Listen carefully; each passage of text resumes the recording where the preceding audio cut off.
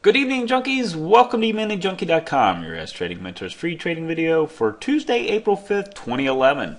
Today we had a total of 4 executable trade signals for a max potential of 6 ES ticks.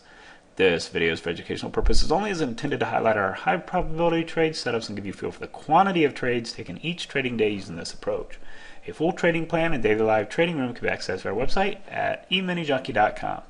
Okay, we started off this morning with a high probability gap trade setup, and we actually fired right before the market opened, and that ended up hitting targets 1 and targets 2 to the upside for 6 ticks as we went up and filled our half gap, pulled back to our moving average, went up and filled our 4 o'clock gap, came back to the open, and right about that time right before we pulled back to the open, we had the news come out with the and it pushed the market down and gave us a signal to get short right as it pulled up. Well, we had this real quick V reversal. A lot of times when you see this on news announcement and it falls within the first minute of the news, that's an indication that the market may go the other way. But before we were up there, we were already into a short, and that ultimately hit targets 1 and targets 2 the downside for 7 ticks.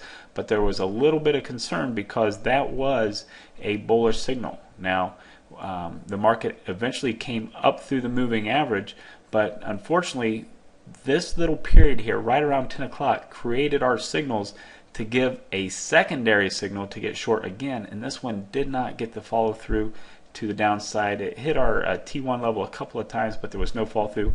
I'm going to mark it as a T0 minus 14 because we actually had a student in the room that although he got in at the level, he was not able to get his first position off and was taken on a full stop out.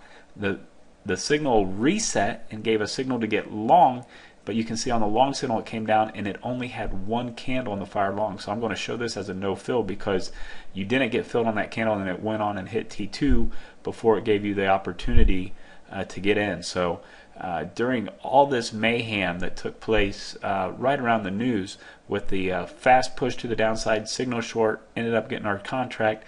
The bullish sign that came out of it, there was another signal short, T0 minus 14, followed by no fill. So this little 10-minute period here right after the news ended up costing us 7 ticks on the day.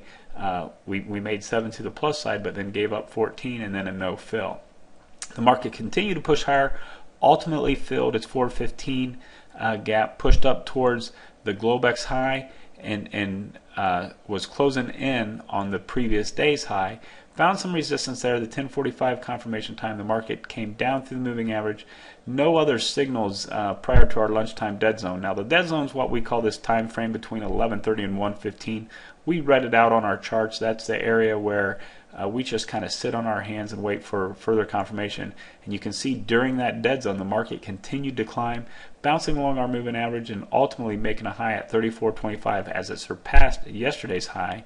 And with that price action this morning, it created a nice trend line that ultimately was broken during the lunchtime dead zone. It was this right here as it came down and actually hit that trend line and actually broke and kind of came back for a little retest at 3 o'clock. But if you look at your longer term chart, and let's just kind of zoom out here and maybe you can see it.